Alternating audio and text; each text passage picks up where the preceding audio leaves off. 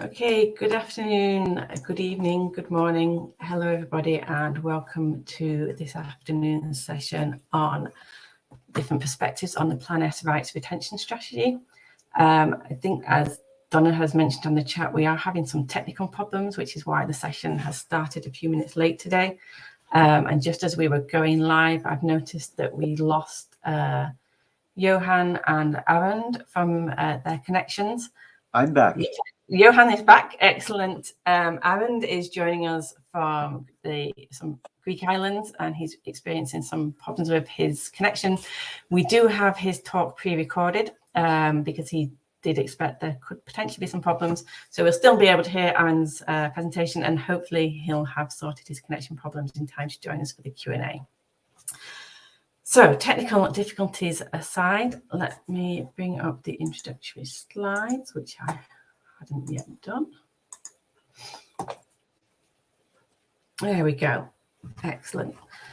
So, hi, my name is Mary Miskin. I am the Operations Director at Charlesworth Arthur Services, and I volunteer with the ISMT in the European Conference Planning Committee. I'll be moderating today's session.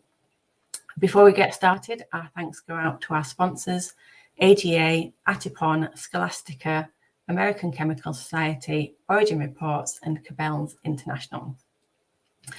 So we'll be holding any questions until after the presenters have finished, but feel free to submit your questions at any time during the presentation by using the Q&A field. This is the option right next to the chat functionality. We'd also be really interested in hearing the perspectives of our attendees on how they're working alongside the rights retention strategy. So if you do have any thoughts or comments to ask to say that aren't a specific question, please do feel free to add those into the chat functionality as well. So we'll be hearing the perspectives of 3 different speakers today. First off, we'll be hearing from Johan Rook. Johan is the Executive Director of Coalition S and a Professor of Linguistics at Leiden University.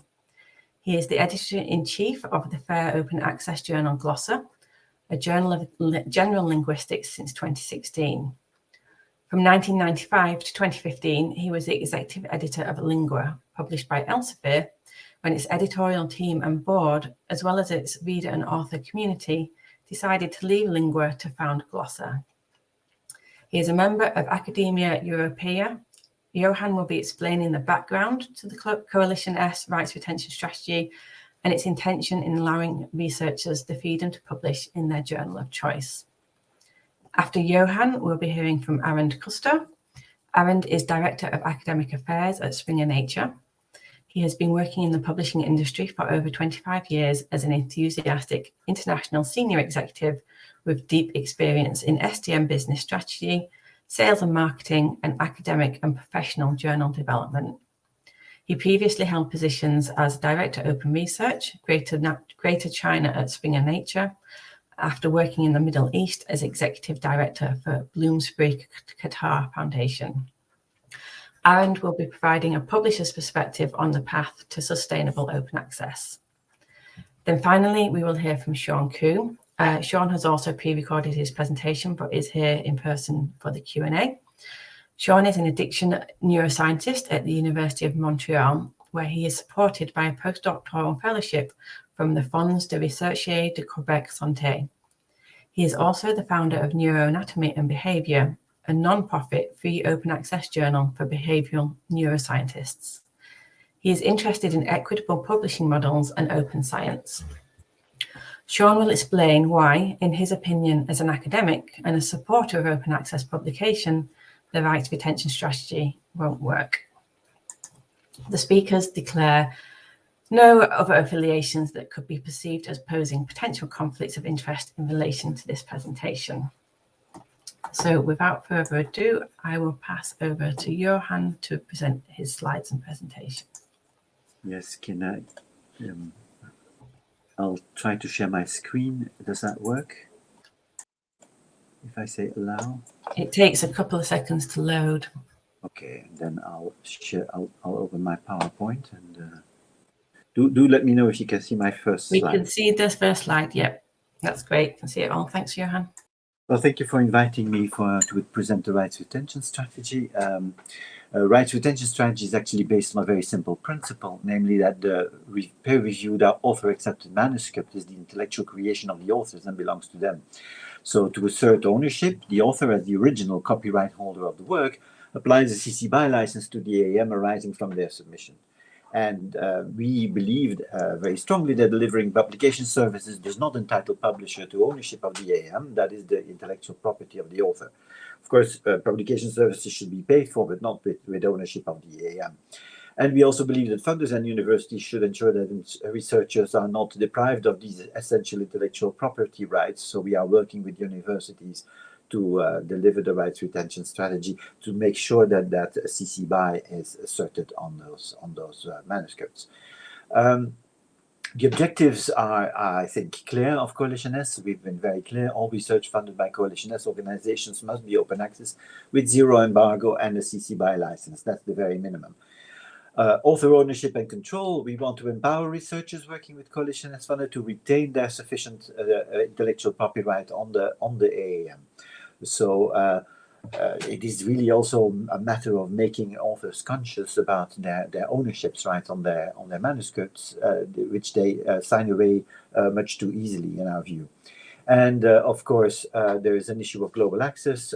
If an author owns the rights to their AAM, they can share it in a repository, and from there it's accessible to the entire world. It is also more simple, we believe, the rights retention strategy, in the sense that it cuts through the complexity of journals permissions, which differ from journal and from publisher to publisher. We don't want any embargoes. The CC BY license on the AAM allows authors to share that AAM in a repository and to freely reuse their own material as they see fit. That last aspect is actually quite important. The reuse of material in that AAM is very important to researchers, we believe, instead of asking permission of the publishers to do so. So what is the problem that we seek to resolve, in fact? Well, the minimum requirement for Coalition S open access is that we want at least, for authors publishing in a hybrid journal or in a subscription journal, we want at least that the AAM is deposited in a repository at the moment of publication with zero embargo. This has now become an obligation through the grant agreements of Coalition S is putting out. But of course, we know that many researchers don't think twice about signing a publishing agreement that gives away their rights. Gives away their rights to the paper to copyright, but also their right to deposit an AAM in a repository with zero embargo and a CC BY license. And there is a contradiction between the researcher's grant agreement and the publishing agreement. And this is a contradiction that we want to resolve. The rights retention strategy aims at resolving this, but by stating that the CC BY license takes legal precedence over any conflicting provisions in a later copyright transfer agreement. And that is true as far as copyright is concerned. If the author asserts their rights to the AAM, those rights take precedence over any later copyright transfer agreement, even if that is signed by the author. Now, what do we require? We do this in two different ways, actually. Some funders work via prior license, and others work via prior obligation. So the grant agreements require the following: immediate open access for all peer-reviewed publications, no matter where you publish. All publications have to be in immediate open access. And secondly, sufficient intellectual property rights must be preserved to comply with the open access obligations of the grant. This is achieved in one of two ways, as I said. Either the grant agreement states that the CC BY license is applied to all future AAMs financed by the grant. So this is a prior license that is embedded in the grant agreement, so that the author commits themselves to making sure that the author commits themselves to this prior license that is present in the grant agreement. So basically, it's the funder claiming that CC BY license over all publications in there. And then the second way is that the grant agreement requires beneficiaries to apply a CC BY license. So it's not embedded in the grant agreement itself, but there is an obligation stipulated in the grant agreement that the author should seek a CC BY license and should seek to preserve sufficient rights. In either case, the best thing to do, of course, is for authors to include a statement about the CC BY status of the AAM in their submission. So don't give a right. What is in it for authors? Well, don't give away what you own. It means that you can share it as you see fit and that you can reuse material, graphs, images, tables in later publications without restrictions imposed by the publisher. It also means that an AAM openly accessible in a repository, of course, is more visible and citable. We know that open access publications have a citation advantage. At the same time, we do agree, we do recognize that the publisher can own and receive payment for the VOR. Of course, we know that publishers provide a means to organize peer review, but it is actually carried out at no charge to the publisher, and it is part of a scholarly discourse paid by subscription or by the APC. Rights retention strategy is actually simpler in our view in the sense that it cuts to publisher permissions, which may differ. I give you a couple of examples here, how they may differ from publisher to publisher. This is all an enormous waste of time for researchers and publishers alike. The simplicity of the RS is that a CC BY license makes sure that the AAM is yours to reuse and share as you please as an author. We have, as you know, 3 equally valid routes to OAs: the gold route, the green route, and transformative agreements. Gold route is where the publisher, where the funder pays. Green is for hybrid and subscription. And the transformative arrangements is when the libraries pay for the journal. Those are the 3 the valid routes that we support. In the case of the AAM and the VOR, some of our coalition as funders have a preference for the open access VOR if prices are fair and reasonable. For these funders, the RS is really a fallback strategy. The AAM will only be made to make open access when there is no other way to make the version of record open access. So we are very clear about that. But of course, other funders and some authors, especially in the Global South, may prefer the rights retention strategy route, which is fine. We have pursued 3 steps to implementing the rights retention strategy: updated the grant conditions, of course, that need to be done. Secondly, inform publishers who collectively publish about 95% of our output have been notified of these changes, and the journal checker tool, which I will talk about, incorporates those changes. And we ask Coalition S grant holders to include details of this public license in their submissions and to deposit a copy of the AAM in a repository on publications. So what authors need to do is actually the following. They have to inform the publisher that they are using the rights retention strategy, and they should include the following templated language in their submission. First of all, of course, they should announce to the publisher that they are funded by by a Coalition S organization, and that a CC BY license is applied in advance to the AAM arising from this submission in accordance with the grant's open access conditions. On publication, they have to make the AAM open access in the repository, and if there are any problems, they should contact their funder in case of the disagreement with or obfuscation by the publisher, which we will talk about in a minute. We also have resources for this, for checking compliance, how a Coalition S author can actually publish in a compliant way. Coalition S grant holders have to be able to do that because, like I said, we have the green route, we have the gold route, we have the transformative route. And in fact, we developed a journal checker tool that functions like a search engine. You type in your journal name, your funder name, and your institution, and that gives you a result, a combination that allows you to see how the journal of your choice complies with Coalition S policy. Do you have to pay a gold APC? Is the journal under a transformative agreement? Is it a transformative journal and your funder again can pay? Or do you have to use the rights retention strategy? This JCT has been available since November 2020. We have many users already using it. It seems to work very well. At the same time, there's been quite some pushback, which we did not expect to be so strong from the publishers. And in fact, there's been a lot of wrong information or misleading information that's been disseminated by the publishers. For instance, the publishers would say that the journal does not allow AAMs to be made open access under the RS, or if you use RS wording, they will ask to send a contract pledging you will respect the embargo. or choosing the green route means that the work is under an embargo that is not compatible with the funder's policy.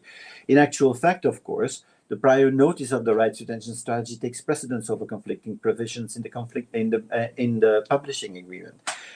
What authors should be careful with, of course, is to sign an additional contract that agrees to an embargo period, because that signing of the additional contract will violate the grant conditions. And then there is a conflict between two of your own making, because you signed a contract that is not in line with the grant conditions. There's also misleading information. You cannot use the rights retention strategy statement when submitting to the journal. Well, it says who. You can and you should. You have the right to do that. You are the original author of the article. What the only option for the journal is to refuse your paper upon submission. Other misleading information is you must pay an APC to be compliant with your funder, even if the funder will not reimburse it. Well, that's not true. Actually, an APC payment is never a condition for compliance with the funder's policy. All we ask is for the paper to be published open access. We never force authors to pay.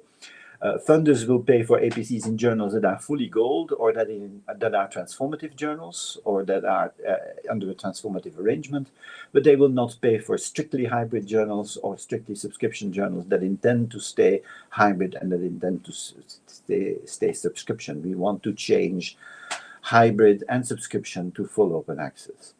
What we also see is cases where, in fact, the RIS is ignored. Before proceeding with your submission, you must click here to pay for an APC. This is, for instance, what we see at Elsevier. Elsevier states very bluntly, we know that your funder will not pay for the APC, so please pay with other means. That's basically the message. Now, of course, the publisher is suggesting that they enter a contractual agreement there, and you have to try and discuss the APC there. If you are not comfortable with that, then simply walk away and go to an alternative journal. We have already, I mean, although we want to try and give our authors the possibility to publish in compliant journals, of course, if the publisher refuses or if the publisher puts up these obstacles and you don't have the money to pay, then go to a different journal. I mean, the one who will lose out, I think, is the publisher, who will not be able to publish your brilliant paper. And this obfuscation by publishers has led a number of organizations in Europe, representing 880 universities, to publish a statement in late June this year, concerned by the unclear and opaque communication. Like I said, publishers have perfectly the right to refuse these articles that come with the rights retention strategy. Then authors can take it elsewhere. What they should not do, in our view, is make it difficult for the authors. For instance, not say anything to the authors at the beginning, and then face them with an invoice at the end after peer review. That we think is not really fair. It's a kind of an entrapment. Further information, I refer you to our Coalition S website, the implementation roadmap, and the journal checker tool. I think you can see these, and of course now there's time for questions. I will stop sharing my screen if I can, or otherwise. Thank you, Johan. I will now play the video from Arend, and we'll take the questions at the end after we've heard from Arend and Sean.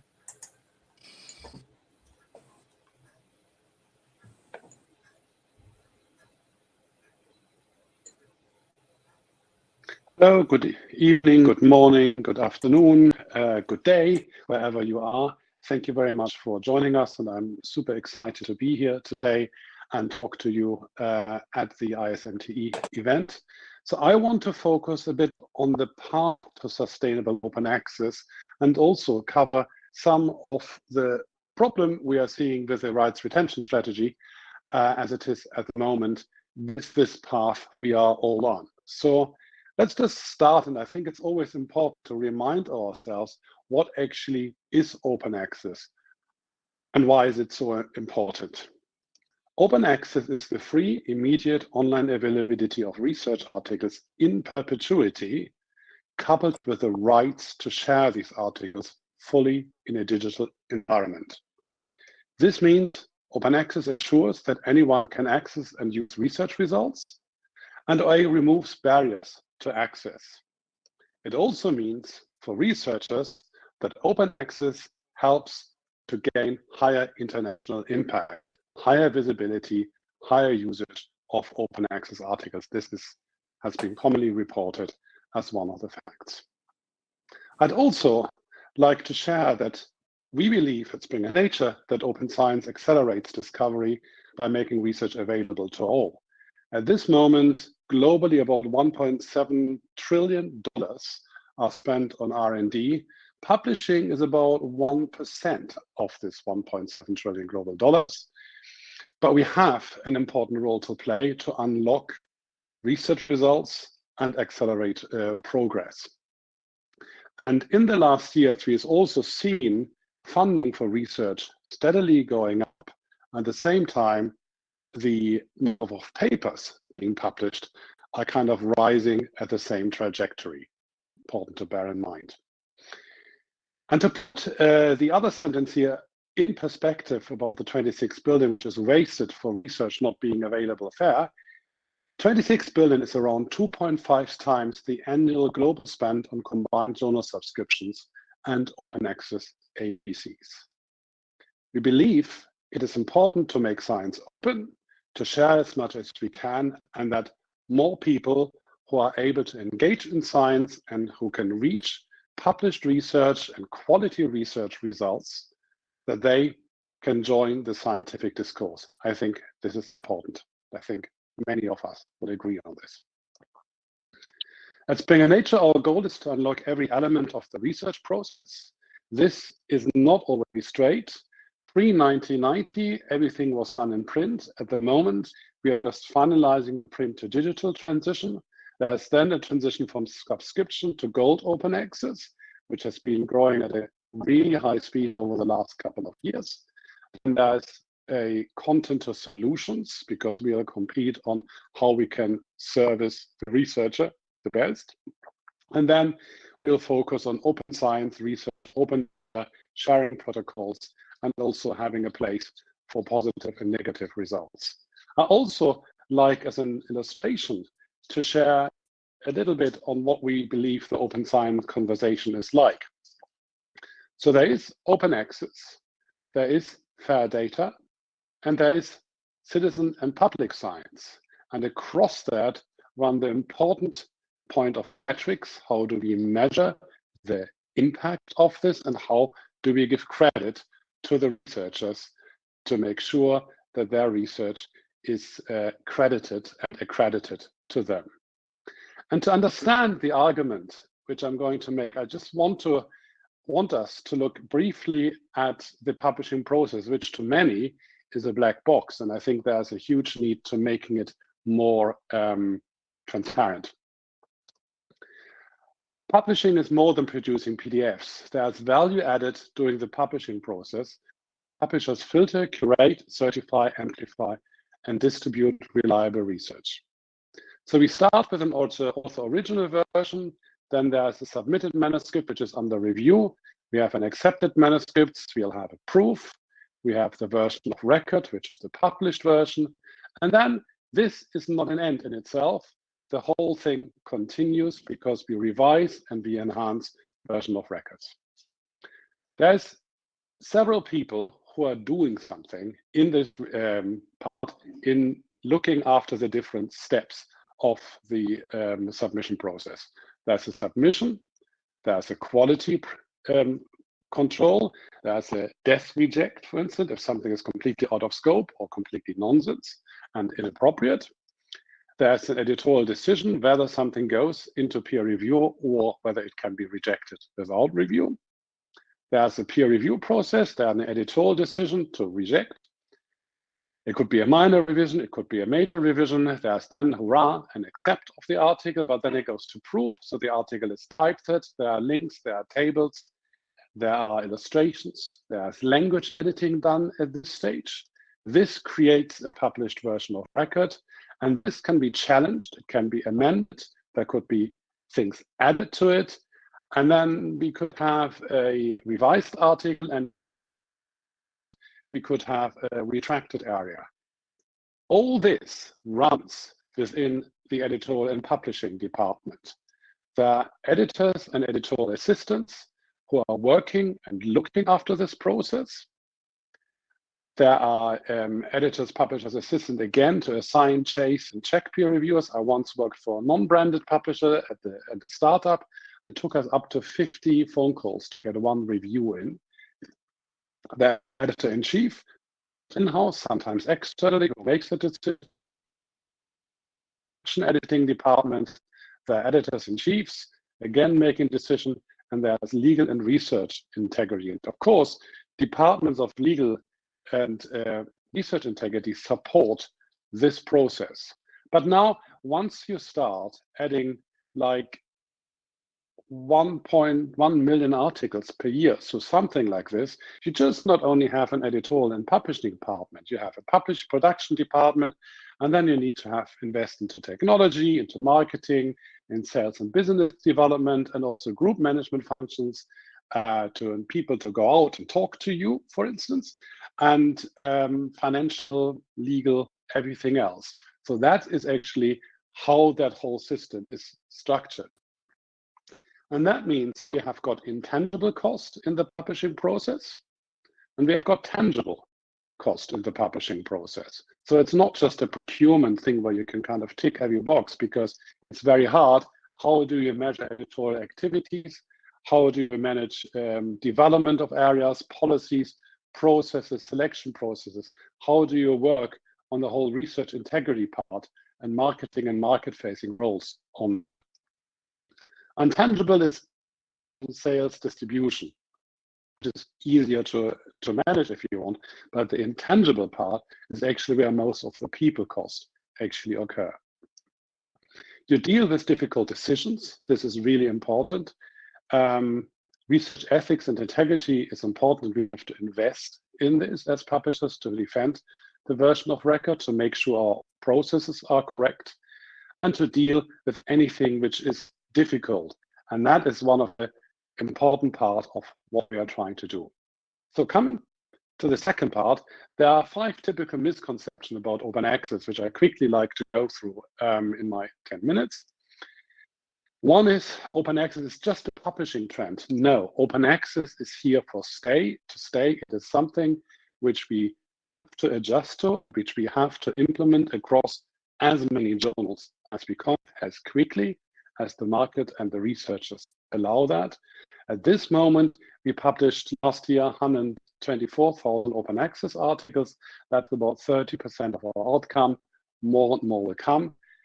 Research community has been relatively slow in taking this up, and researchers have got to be better informed on this. There's another misconception that open access is expensive and the fees are too high. As I told you just now, the process is people intensive. For the Nature portfolio, for instance, we employ 280 plus in-house PhD level independent editors. It's different for other journals, but for instance, another journal like Scientific Reports with an external review process, we employ 70 plus people on it. Open access does not mean author pays. We have got clear and valuable workflows to make this happen. And in terms of transformative agreements, this is working as 70% of our corresponding authors publish open access. And we have help available for authors who can't pay and offer waivers to authors from developing countries. There's also a misconception that open access means free articles. Something which is free to read does not mean it's free to produce. There is a CC BY license attached to it to enable widespread article sharing. And we have the same quality research, quality processes in place, whether it's open or subscription-based, and need to constantly invest into technology. The last one is probably the most hardest one to understand and to see. Green open access does not provide a path to open access, because the researchers want to access the most reliable and credible final published version of article. If there is a way to not do that and to start having lots of different versions and repositories lying around, this is difficult. Plus, when I talk to librarians, they have quite frequently told me that if a journal has got 80% of articles in a green repository, they will consider it for canceling. So who's going to pay for those articles? how can we maintain the quality and the work which we do. And we can't put a zero value on managing this peer review process. So I think the best way of moving towards universal open access in a sustainable way is to move the gold way. Or if you're lucky to have a sponsor, of course, the diamond way is around, but then it's always very hard to maintain a journal for 150 plus years on a diamond level, for instance. There is traditions around there, and we just have to be aware of that we have to think, can we make it sustainable? In a transitional world, as we are at the moment with transformative journals, we need every open access article, every gold open access article in these journals to be submitted so we can flip to full and universal open access. Thank you very much, and I'm looking forward, and I will be joining you live for the discussion. Okay, thank you, Arend, for that presentation. I will now bring up Sean's, and then after that, we will be able to go to the Q&A. Today I'll be talking about mixed messages and bad faith, the rights retention strategy, and the illusion of author choice. My background is as a neuroscientist who is firmly in favor of open access. I'm from a minority who self-archive or use GreenOA. You can see here in Australia and Canada where I worked, the average proportion of OA publications under GreenOA is around 20 to 30%, so I'm firmly in the minority there. I founded my own free open access journal as well, Neuroanatomy and Behavior. I'm not paid to push any particular view on the RRS, so if RRS advocates can't convince me, I wonder how they will convince other researchers. The key weakness of the RRS is that the Creative Commons licenses that it relies on are deliberately designed so that they don't prevent licensors or authors from distributing under other terms. The key section is 6C of the CC BY license, which says that for the avoidance of doubt, the licensor may also offer the material under separate terms or conditions or stop distributing the licensed material at any time. So that means that publishers can ask authors not to distribute under the CC BY license and to distribute under their terms instead. This is where Coalition S starts to give us some very contradictory advice. On the one hand, they say that the prior license under the RRS takes precedence over our publishing agreements. On the other, Sally Rumsey, Coalition S OA expert, gives us this warning. So authors should therefore not specifically agree to an embargo period presented by a publisher, because if they do, they will be in breach of their grant conditions. In other words, under the RRS, we can publish anywhere we want, so long as we don't sign the publishing agreement. The Coalition S website tries to downplay these contractual obligations as encouraging authors to breach their funders' grant conditions. But the advice here is still clear if you read closely. If you sign one of these publishing agreements with an embargo in it, you could end up breaching your funders' grant conditions by having to embargo your AAM and risk not being eligible for future funding. Or if you breach your publishing agreement by not embargoing the AAM and complying with your funders' conditions, you could subsequently risk the publisher taking action against you. The result is that the RRS is most certainly reliant on how much publishers accept it. This leaves us in a position where it's really just an illusion of journal choice, because as most publishers, most major publishers have come out under the STM umbrella and said very clearly, we are unable to support the rights retention strategy in its current form. The mixed messages from Coalition S are particularly confusing around Springer Nature. I think that Springer Nature is quite clear. Their self-archiving option is not compliant with Plan S, because they say in a section explicitly about the rights retention strategy that if you choose to publish via the subscription route, you'll have to sign a contract or license to share only after an embargo. And if you want to share immediately or you're required to share immediately, then you should publish via their Gold OA options. And yet, Robert Kiley, the head of strategy at Coalition S, says that Springer Nature are misrepresenting how compliant it will be with UKRI's zero embargo OA policy, and that the Route 2 AAM OA route is still possible, even though it's quite clear from Springer Nature that it's not. One of the consequences of all the mixed messaging from Coalition S is that it can encourage bad faith from authors, in particular, signing contracts with publishers that they don't intend to abide by. Ross Mounts here of the Arcadia Fund is tweeting that, if you do breach an academic publishing agreement, you're probably not going to suffer any consequences whatsoever. In other words, you can sign it, break the terms and conditions, and nothing will happen.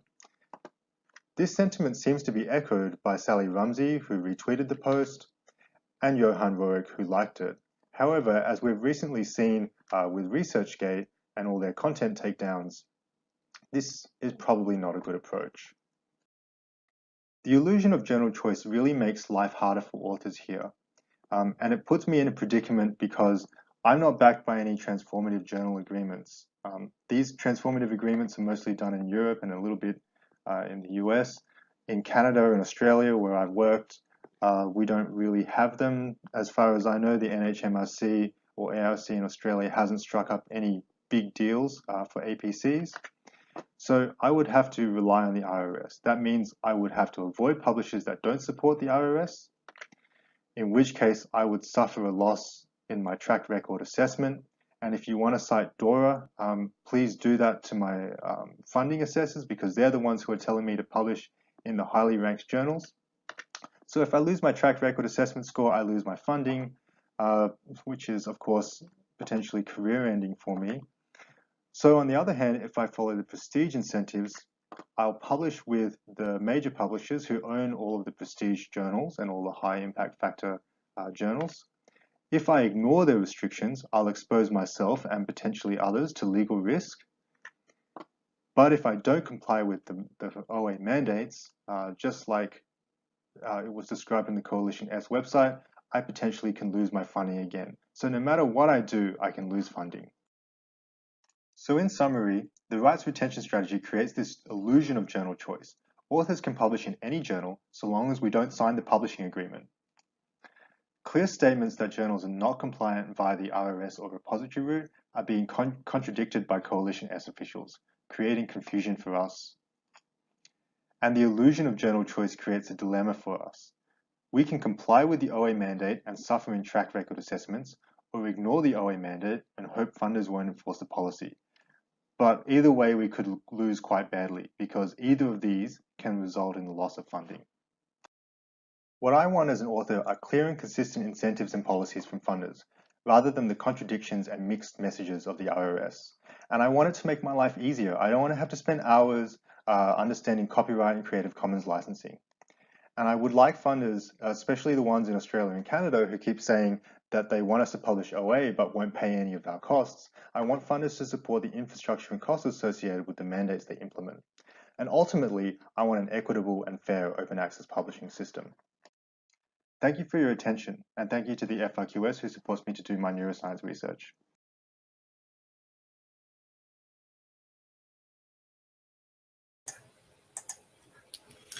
Okay, thank you very much for those presentations. I will just pin the speakers to the stage so we can see everyone, and hope that Aaron is getting some internet connection. Yes, I can see you, Aaron. Excellent. Hopefully we won't lose you during the Q&A. So yeah, thank you very much for those really informative presentations. I guess I'd pick up by asking, with regards to your point, Sean, about the fact that you would just avoid submitting to, the major publishers where you know that they have rejected RRS. Johan, what would your advice be on that to Sean? I would say publish elsewhere. I mean, we have made it very clear we want to affect change. I mean, and if the publishers don't want to play ball, then we will ask our reviewers, our authors, to publish elsewhere. That's the long and short. That's the bottom line of it. I believe. I mean, we've offered what we think is a reasonable compromise, namely ownership of the AM should be. I mean, the rights retention strategy is not just about publishing; it's also about retaining rights on that author-accepted manuscript. Arendt says, well, that author accepted manuscript is not of the same value as the VOR. And actually, I agree with that. I think that the publisher does add value to that author accepted manuscript. But why not then say, I mean, if the AEM is so imperfect, then why not leave it to the authors? Why not leave it to us? Why not allow it in the repository with, for instance, an explicit link? I mean, publishers could simply say, you know, we're going to put in a link. We are going to require you to put in a link to the VOR. That would be fine, but at least that version would be accessible. And we are sure that researchers who consult and the AEM would try and get the VOR, like Arendt says. So in that there is no disagreement, I think. I do think I disagree with Sean. I mean the publishers are not as clear as we would like them to be about the rights retention strategy. What they should simply say to the authors is, we decline to handle your manuscript because it carries the rights retention strategy, period. That would be a clear answer. That is not what they do.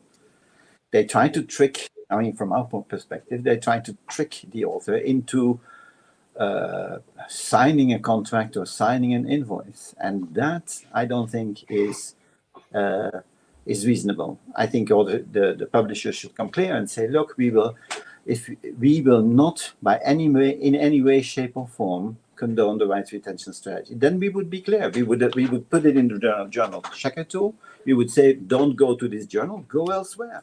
You know, thousands of journals out there.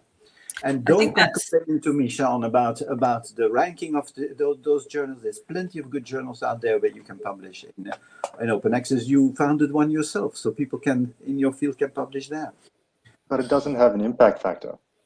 I mean, like, I know that you think, and I agree with you on DORA, but when I submit my funding applications, you know, my assessors are coming back to me and saying very explicitly that they want me to publish in higher ranked journals. The chief scientist in Australia is saying, we want to rely more on Clarivate and Web of Science. We want to look at impact factors and we want to look at these metrics. But that is changing. I mean, in the Coalition S, with the Coalition S funders, this is changing quite explicitly in the assessments. Assessors are now being given instructions that they cannot refer to the journal impact factor, that they have to look at the contents. Well, they just use synonyms. They may not be changing at all the funders that you are working with, probably. But I know, for instance, that in Australia, this is also changing as we speak. I mean, I've seen the new policies that are coming online in Australia. They will take into account DORA. The world is changing, and we should be on the side of change, I believe, in that sense. I am on the side of change, but I do think that the way the RRS is envisioned is trying to give this illusion of author choice, where these journals are marked as compliant, but they're not. So we're expected to be able to publish them, but we can't. It is true that we had hoped that the publishers would have had a more positive evaluation of the rights retention strategy. Some of them have. I mean, some of them embrace it. Some of them allow for it reluctantly. I mean, we have indications that the rights retention strategy has already been used 500 times. It is being used successfully. But in your presentation as well, you send two different messages, in fact. You say, on the one hand, you think the funder should pay. So basically what you're saying is the funder should pay for the 10,000 euros that Nature asks when I am able to publish a paper in Nature. And on the other hand, you said, yes, but we should also have open access journals that are diamond and are Well, I didn't say that the funders should necessarily pay APCs. I think that they should pay the costs of compliance and for the infrastructure. So now I would, if you wanted to talk more about that, I would suggest that would be journal funding, not necessarily APCs. And, you know, one of the things that bothers me about the RRS generally is how the Diamond report from Coalition S has completely disappeared from the radar. And nothing there is being done, as far as I'm aware. And all I hear from Coalition S is RRS. I spent the entire summer working on a project for Diamond, so. Well, please tell us about that. No, I can't. That's still confidential, but for all various reasons, I can't tell you about it. But no, we are working on that. We will, and more will be More news will be forthcoming in a few months. No, we wrote a grant application, and that grant application is confidential, so we can't talk about it. So, Johan, I'd be interested to pick up on your point where you feel perhaps that publishers are deceiving authors by not being transparent about their policies with regards to RRS. I wonder For me, if, like, tell us clearly, right? We accept it or we reject those papers. That's clarity. That's fine. and so from a publisher's perspective, they just need to get in touch with Coalition S and be clear and transparent on what their policies are. Yeah, that's what and then we will not hold it against the publisher if they say, look, we will not do this. We will ask authors to go elsewhere. It's a free world. I mean, for me, publishers provide a service, a valuable service at that, right? And they are completely free to say, we do not want to deliver the service. I mean, that is fine. Then we are also free to develop different services or to go elsewhere with a different provider who does offer the service. But what we don't want is tactics that we've seen before, namely, take in the article, right? Bring it to peer review, and only at the end say, well, we would like you to remove the rights retention strategy language. I wonder if on the flip side of that, though, you could, from a publisher's perspective, they may feel potentially that there's some deceit going on from the author's side. Maybe if the author has inserted this statement into their manuscript and the author has no visibility or no knowledge of it, and it's only when it gets through to acceptance that publisher may be aware of that author's intention. Well, I mean, I'm sorry, but we ask our authors to clearly state that in every article they submit. I mean, so it's visible, all right, in the submission letter or in the first footnote, so it's visible. It could even be traced by machine.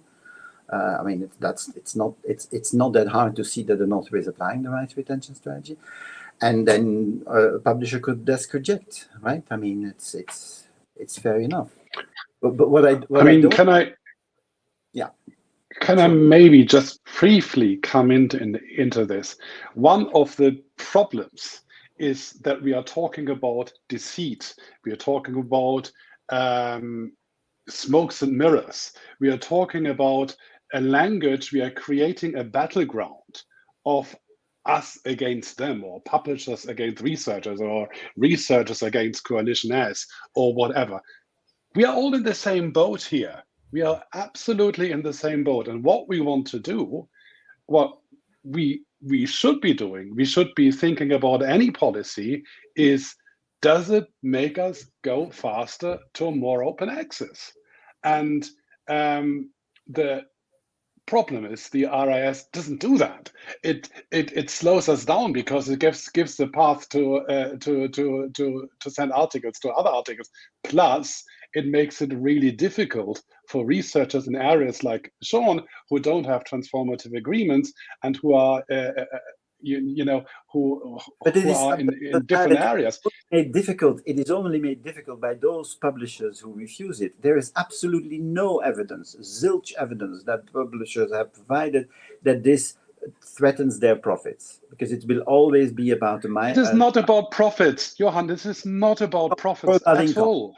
Or about income. It is also not about income. It is not about income either. But if it would work, we would do it.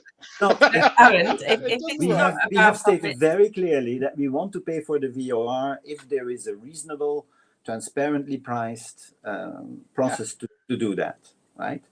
I mean, no, and sorry, Aaron, but nobody is going to convince me that 10,000 euros for an article in Nature is a fair and reasonable price. I mean, that is not. I do differ, but I mean, we also have scientific reports where I can publish for 1,400 euros, and that's just a different journal, and that's just a different measurements. And if you have research where you have 2 helicopters flying over the Antarctic, then and it throws up something of that importance, then maybe that's the way it should be done.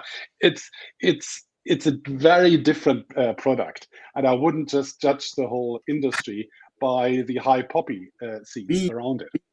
But we've had this discussion before. I mean, we want to pay for fair and reasonable costs. I mean, you know, to produce. And we are supporting the transparency framework, and we'll abide to it. Yes, And we will. I guess- Well, we will see. Yeah. Can I just ask And a we'll quick see. question There you go. to Aaron then what specifically is it about the RRS that you feel prevents this sustainable transition to open access? If on one hand you're saying that the AAM isn't actually that valuable and people still want to pay for the VOR, what about authors using the RRS? Why is that such a problem if in effect that AAM doesn't really contain much value? There are 2 points. One of it is that the AAM is the green route is effectively financed by the subscription. If we want over time get rid of the subscription and move to an open access world, why are we still supporting a route which is financed by the subscription? That's number one. Number two, in terms of research content management, my favorite example, and I've given it many times before, is the anti-vaxxer example of Andrew Wakefield and his study, which was then finally retracted in the Lancet, and they're still hurting from it. And I feel for all our colleagues at the Lancet for it. But this guy moves around the circuit in the on the anti-vaxxer unit and says, I published this research, and how are we going to manage the research which changes, which shapes, which moves around in different forms, gets retracted, gets sorted out in a green environment. This costs money, and I don't see this money being available in the repository. So the article is not an endpoint. The article is a jumping off point. We want to enable the jumping off through CC BY, of course, through the open license.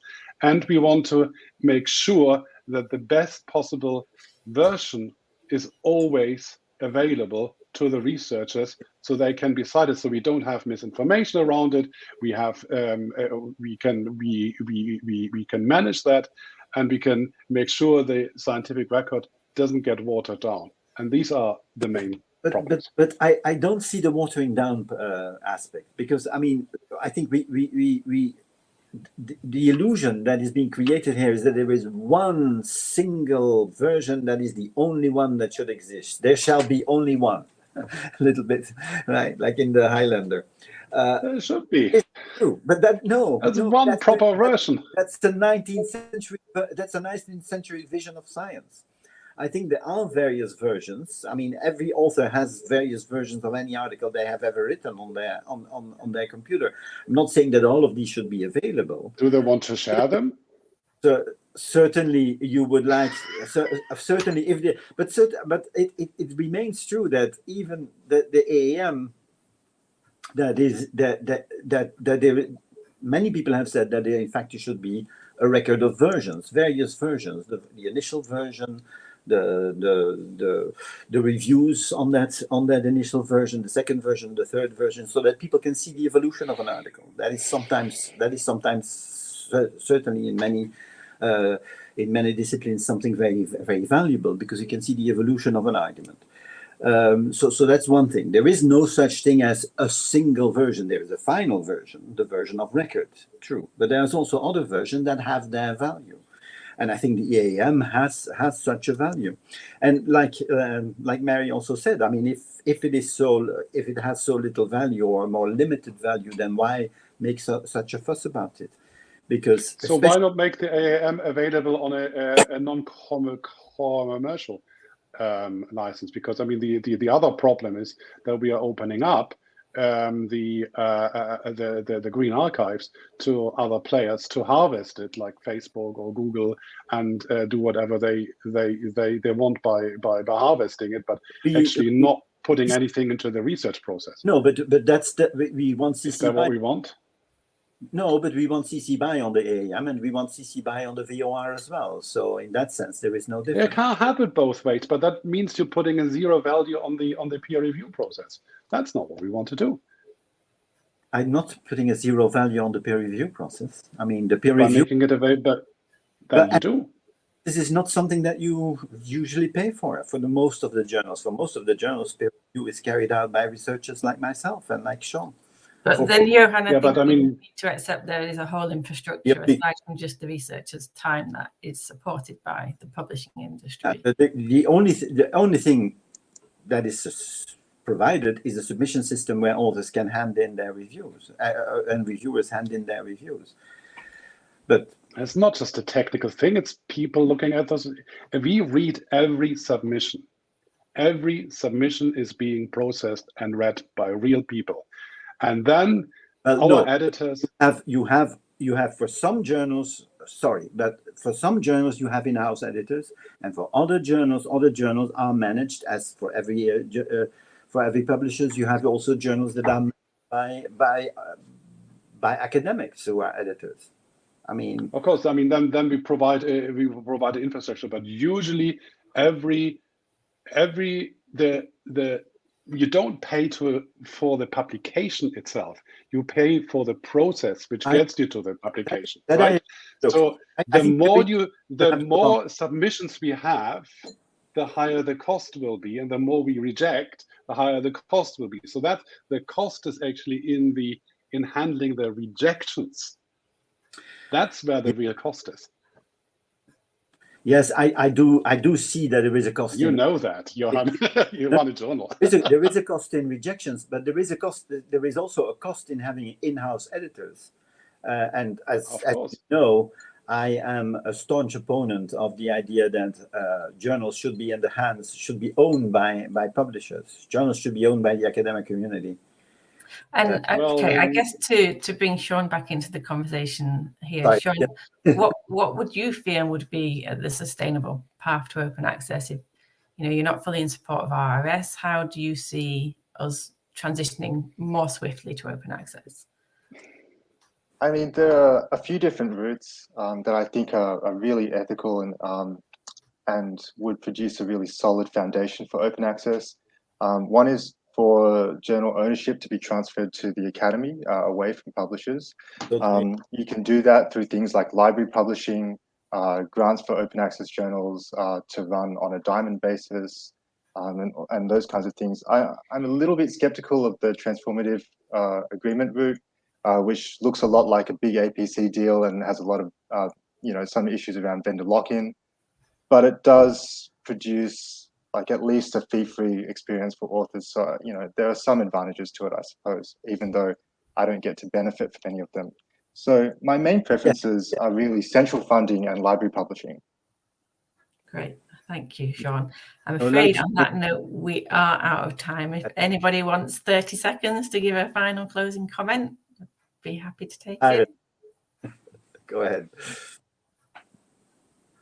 No, I mean, I think the point is clear. I mean, the one slightly mini point right at the end is that independent publishing is independent, and I have been working for a funder at some stage for a funder-run publisher, and the amount of conflicts of interest we've got within that organization by running a journal was just massive. And that's another argument why a independent publishing world is really helpful to have. Thank you, Arend. And Johan, any final comment from you? No, thank you. I think I've spoken. Right. Okay, so it's just time to say a massive thank you to all three of you, Sean, Arend and Johan, for sharing your expertise and your knowledge with us this afternoon. It's been a really interesting debate. Thank you for joining us. The next session we have scheduled is a networking session, so we hope to see you all there. Thank you very much, everyone. Goodbye, everyone. Bye. Thank you. Goodbye.